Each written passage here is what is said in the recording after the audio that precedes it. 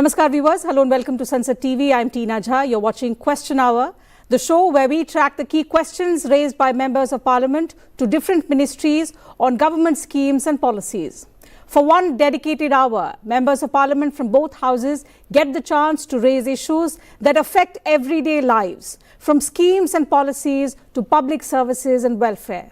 In fact, it is one of the most direct ways the government is held accountable to the people. Talking about Question Hour in the Rajya Sabha first. On Friday, the 6th of February, a total of 15 questions were listed for oral answers in the upper house pertaining to the ministries of Railways, Agriculture and Farmers' Welfare, Electronics and Information Technology, Rural Development, Steel and Textiles. Member Haris Biran asked the Minister of Railways whether the government is aware of the unfortunate situation of neglect towards the Tirur railway station, where a district centre of Malappuram does not have a single stoppage for 30 trains that are passing through the Tirur railway station. If so, the details thereof and the reasons for non-stoppage of these trains.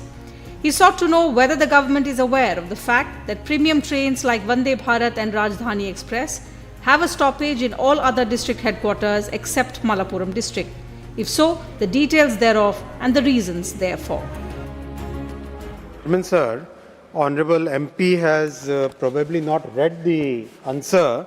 I would just like to remind him very politely and humbly that there are 90 train services which stop at Tirur.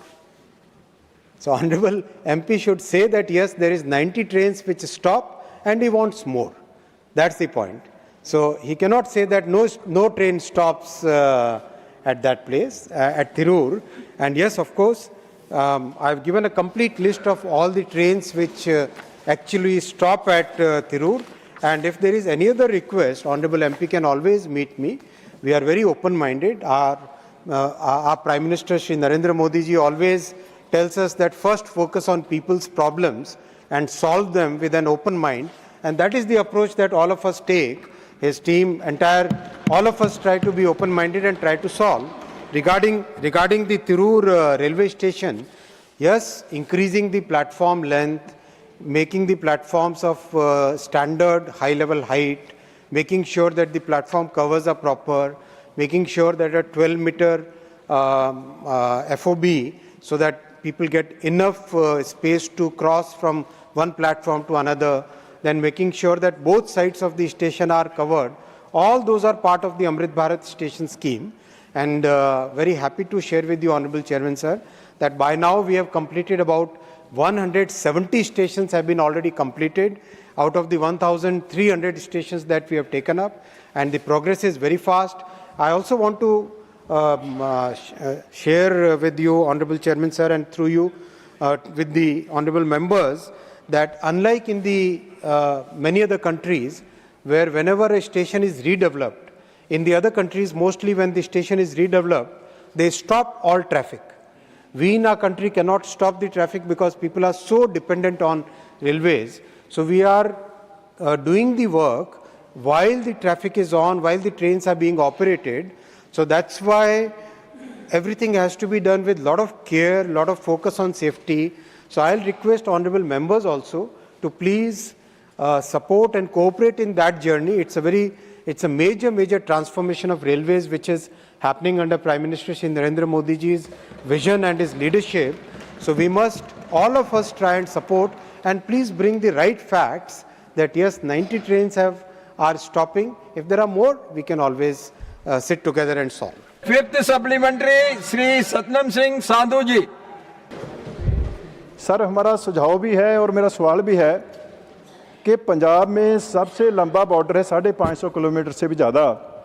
Gurdaspur, Firozpur, Fazilka, in district से बहुत सारे हमारे defence के personal और border area के जो लोग हैं उनको देश के साथ जोड़ने के लिए क्या बॉर्डर एरिया एक्सप्रेस चलाने का कोई योजना हो सकता है या वहाँ से ट्रेन की मोबिलिटी बढ़ाई जा सकती है? ये मेरा सवाल है जी। बहुत बहुत धन्यवाद। Honourable minister. माननीय सभापति महोदय, पहले तो मैं ये आपके समक्ष, आपके माध्यम से देश के समक्ष रखना चाहूँगा कि माननीय प्रधानमंत्री जी ने, श्री नरेंद्र मोदी जी ने पंजाब के लिए इस बार रिकॉर्ड बजट एलोकेट किया है 5,673 करोड़ रुपए का। 5,673 करोड़ रुपए का, और ये कांग्रेस के समय जो बजट होता था माननीय सभापति जी, ये 25 गुना ज़्यादा है, 25 गुना, 25 टाइम्स माननीय सभापति जी, 25 गुना ज़्यादा है। और जो माननीय सांसद महोदय ने जो कहा है कि पंजाब में एक के बाद एक नए प्रोजेक्ट्स आ रहे हैं, मेरे साथी श्री रवनीत सिंह बिट्टू जी पर्सनली पंजाब के सभी प्रोजेक्ट्स को मॉनिटर करते हैं, और एक एक प्रोजेक्ट में कहीं पर भी कोई दिक्कत होती है तो वहाँ के जनप्रतिनिधियों के साथ बातचीत करके, जनता के साथ बातचीत करके बहुत ही प्रोएक्टिवली काम करते हैं। ऐसे हमारे श्री रवनीत सिंह बिट्टू जी को मैं धन्यवाद देना चाहूँगा कि आपने देश के साथ जो न्याय करना होता है, पंजाब के साथ जो न्याय करना होता है, वो आपने किया है। धन्यवाद। Member Mayank Kumar Nayak asked the Minister of Agriculture and Farmers Welfare whether the ministry has evaluated the outcomes of digital agriculture initiatives undertaken or continued in 2025, including AgriStack, Digital Crop Survey, Namo Drone Didi Scheme, Kisan E-Mitra and others. If so, the details thereof, including farmer coverage, integration with land records, and improvements in access to credit, insurance, and real-time advisory services. He also sought to know whether the ministry has assessed the impact of these initiatives on productivity, income levels, and market linkages for the farmers. If so, the details thereof. माननीय सभापति महोदय, प्रधानमंत्री श्रीमान नरेंद्र मोदी जी के नेतृत्व में हमारी कृषि नीति के 3 प्रमुख लक्ष्य हैं। नंबर 1, किसानों की आय बढ़ाना। नंबर 2, देश की खाद्य सुरक्षा सुनिश्चित करना। और नंबर 3, किसानों को, हमारी जनता को पोषण युक्त आहार उपलब्ध कराना। और इसके लिए 6 सूत्रीय रणनीति हमारी: 1, उत्पादन बढ़ाना, दूसरे, उत्पादन की लागत घटाना, तीसरे, उत्पादन के ठीक दाम देना, चौथे, नुकसान अगर हो जाए तो नुकसान की भरपाई करना, 5वां, फसल का विविधीकरण, और 6वां, आने वाली पीढ़ियों के लिए भी ये धरती फसल उत्पादन करने के लायक रहे, इसका प्रयत्न करना। और इसके लिए प्रधानमंत्री जी के नेतृत्व में हम टेक्नोलॉजी का भरपूर प्रयोग कर रहे हैं। माननीय सभापति महोदय, जब उधर की सरकार थी तो उनके कार्यकाल में डिजिटल कृषि का कभी ठोस उपयोग नहीं हुआ, लेकिन सभापति महोदय, किसान अन्नदाता है, अन्नदाता मतलब जीवनदाता, और जीवनदाता भगवान के बराबर होता है। किसानों की सेवा हमारे लिए भगवान की पूजा है, और इसलिए किसान की हालत बदलने के लिए हमने कृषि के लिए डिजिटल पब्लिक इंफ्रास्ट्रक्चर के निर्माण की घोषणा की है। जब उधर की सरकार थी तब केवल कागजों पर काम होता था। मोदी जी के नेतृत्व में तो डिजिटली किसानों की स्थिति बदलने के युद्ध स्तर पर काम किए जा रहे हैं, और इसलिए हमने किसान रजिस्ट्री बनाने का फैसला किया। और किसान रजिस्ट्री में मुख्य रूप से हम फार्मर आईडी बनाने का काम कर रहे हैं। अब हर एक किसान का भारत के एक अलग पहचान होगी। माननीय सभापति महोदय, उसके पास जितनी जमीन है उस जमीन का विवरण, जमीन में बोई गई फसलों का विवरण, उसके पास जो पशुधन है उसका विवरण, उसके परिवार में जितने सदस्य हैं उनका विवरण, ये सारी जानकारी रहेगी। और जैसा माननीय मयंक कुमार नायक जी पूछ रहे थे, अब तक देश के 19 राज्यों में किसान रजिस्ट्री तैयार करने की प्रक्रिया प्रगति पर है, और मुझे बताते हुए प्रसन्नता है, अब तक 8 करोड़ 47 लाख से अधिक किसानों की आईडी बनाई जा चुकी है। किसान रजिस्ट्री के लिए भूमि रिकॉर्ड का डिजिटल होना जरूरी है। राज्यों में भूमि को रिकॉर्ड को डिजिटल करने का काम लगातार चल रहा है। 19 राज्य है जिनमें किसान आईडी बन रही है: आंध्र प्रदेश, असम, बिहार, छत्तीसगढ़, गुजरात, हरियाणा, हिमाचल प्रदेश, कर्नाटक, केरला, मध्य प्रदेश, महाराष्ट्र, उड़ीसा, पंजाब, राजस्थान, तमिलनाडु, तेलंगाना, त्रिपुरा, उत्तर प्रदेश, उत्तराखंड, इनमें काम जारी है। ये 3 राज्य गोवा, सिक्किम, जम्मू कश्मीर, इनमें किसान रजिस्ट्री का काम हम शुरू करने जा रहे हैं। माननीय सभापति महोदय, अंडमान निकोबार, अरुणाचल प्रदेश, मिजोरम, मेघालय, नागालैंड, पुडुचेरी, मणिपुर, लक्षद्वीप, लद्दाख और झारखंड, इन राज्यों में अभी लैंड रिकॉर्ड्स नहीं है, लेकिन हम गंभीर है। सरकार, वहां की सरकार को, राज्य सरकार को तकनीकी सहायता के रूप में सैटेलाइट चित्र के आधार पर जियो रेफरेंस्ड प्लॉट मैप्स तैयार करने में मदद कर रही है और इसके अतिरिक्त राज्यों को उनके प्रपोजल के आधार पर वित्तीय सहायता भी प्रदान की जा रही है। Dr. Lakshmikant Bajpai of the BJP asked the Minister of Railways about operating ratio and net revenue accrued to the railways in the last 3 years. He sought to know about the compound annual growth rate of railways' gross traffic receipts in the last 3 years, along with the zonal railway-wise surplus and shortfall generated in the last 3 years. मैं आपके माध्यम से माननीय सांसद जी को बताना चाहूँगा कि जो पिछले 10 वर्षों में बहुत ही कंसर्टेड तरीके से जो एफर्ट्स हुए हैं, और माननीय श्री पीयूष गोयल जी यहाँ पे बैठे हैं, जितना आपने एक बहुत ही सिस्टमेटिक तरीके से रेलवे का फ्रेट को बढ़ाना, पैसेंजर का रेवेन्यू बढ़ाना, कॉस्ट पे कंट्रोल लाना, तो इस तरह से माननीय प्रधानमंत्री जी के नेतृत्व में इन 10 वर्षों में रेलवे की फाइनेंशियल हेल्थ में बहुत सुधार आया है। ओवरऑल अगर हम सिचुएशन देखें, रेलवे की करीब स्टाफ की कॉस्ट है 1,18,000 करोड़ के आसपास की टोटल स्टाफ की कॉस्ट है। पेंशनर्स करीब 18 लाख पेंशनर्स हैं, 12 लाख के आसपास करीब एम्प्लॉयज़ हैं और 18 लाख के आसपास पेंशनर्स हैं। पेंशन की कॉस्ट करीब 65,000 करोड़ है, 65,000 करोड़ है। एनर्जी की कॉस्ट करीब 32,000 करोड़ है और फाइनेंसिंग की कॉस्ट करीब 23,000 करोड़ है। ये जो बड़े खर्चे हैं, 8,000 करोड़ के आसपास मेंटेनेंस की कॉस्ट है। ओवरऑल करीब 2,74,000 करोड़ की टोटल कॉस्ट आती है। अभी जिस तरह के स्टेप्स माननीय पीयूष जी ने लिए थे, उनसे पहले माननीय सुरेश प्रभु जी ने लिए थे, और इन पूरे दशक में जो स्टेप्स लिए गए, उसके कारण रेलवे अपना सारा खर्चा मीट करके एक छोटा सा सरप्लस अभी बना पा रही है।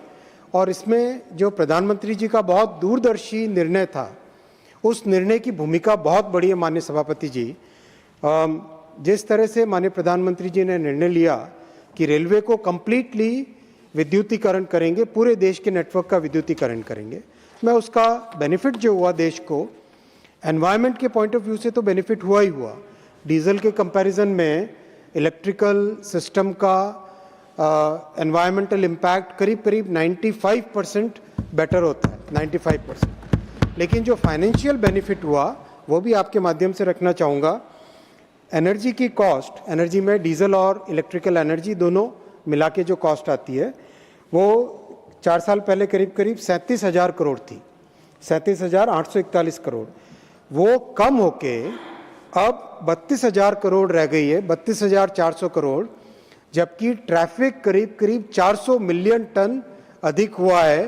तो ये जो माननीय प्रधानमंत्री जी ने दूरदर्शी निर्णय लिया इलेक्ट्रिफिकेशन करने का, उसके डबल बेनिफिट हुए। एक तो एनवायरमेंटल बेनिफिट हुआ और फाइनेंशियल बेनिफिट भी हुआ।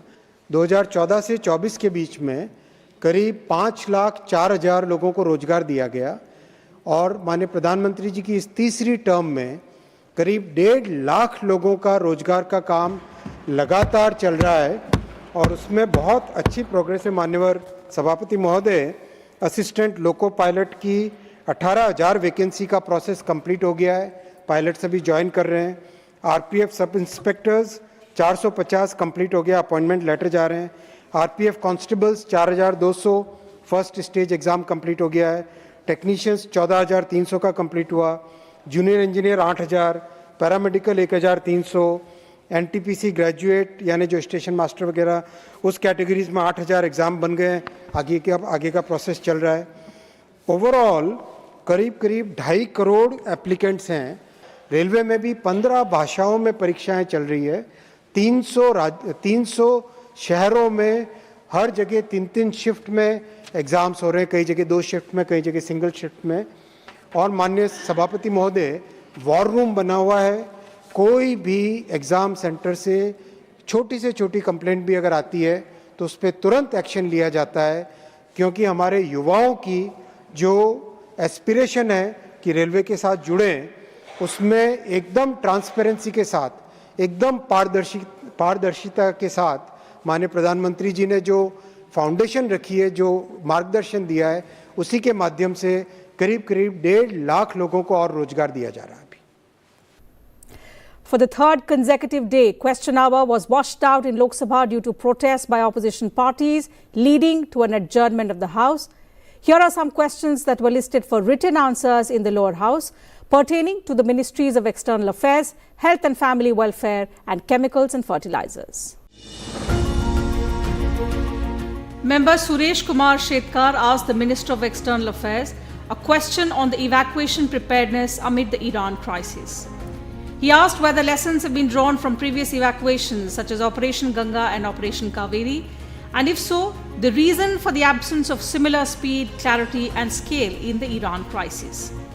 He sought to know whether the government is considering to put the information regarding the total number of Indians evacuated so far, those still stranded, and the projected timeline to bring back all remaining nationals in public domain. Whether a permanent rapid response evacuation mechanism is being institutionalized, if so, the details thereof, and if not, the reasons therefore. Replying to the question, the Minister of State in the Ministry of External Affairs, Kirti Vardhan Singh, informed that the Government of India approaches each evacuation scenario based on its specific features. This has enabled it to safely evacuate Indians in the most challenging situations like ongoing armed conflicts, closure of airspace, cessation of routine flights, etc. Operation Ganga and Operation Kaveri stand testimony to the robustness of the drill that has been worked out for this purpose. In Iran too, Operation Sindhu was successfully carried out in June 2025 to evacuate Indian nationals from conflict zones. A total of 4,415 Indian nationals, 3,597 from Iran and 818 from Israel, were evacuated using 19 special evacuation flights. He informed that India was one of the first countries to undertake such rapid evacuation operations despite the complexities involved. Various communication mechanisms are in place for Indian nationals to reach Indian missions and posts, including email, multilingual 24/7 emergency numbers, social media, toll-free helplines and WhatsApp numbers. In the beginning of the ongoing protest in Iran, advisories were issued to caution Indian nationals to avoid non-essential travel to Iran, exercise due caution, and closely follow the mission's website and social media handles. Member Rao Rajendra Singh asked the Minister of Chemicals and Fertilizers whether the government has any data on the total imports of fertilizers to the country during the last 3 years, if so, the details thereof. He sought to know the specific measures taken by the government to enhance the domestic production and supply of DAP, diammonium phosphate, and potassic fertilizer, MOP, in the country. He sought to know the steps taken to increase the production of scientifically credible alternatives to the aforementioned fertilizers like phosphate-rich organic manure and the NPK. Replying to the question, the Minister of State in the Ministry of Chemicals and Fertilizers, Anupriya Patel, informed the House about the details of total imports of fertilizers, which include urea, DAP, MOP and NPK during the last 3 years from 2022-23 to 2024-25. She informed that the government has implemented nutrient-based subsidy scheme with effect from the 1st of April 2010 for phosphatic and potassic fertilizers. Under the NBS scheme, the phosphatic and potassic fertilizers are covered under open general license, and companies are free to import or manufacture these fertilizers as per their business dynamics. Further, to increase domestic fertilizer production and make India self-reliant, the government has issued guidelines to ensure reasonableness of MRP and also encourage domestic production.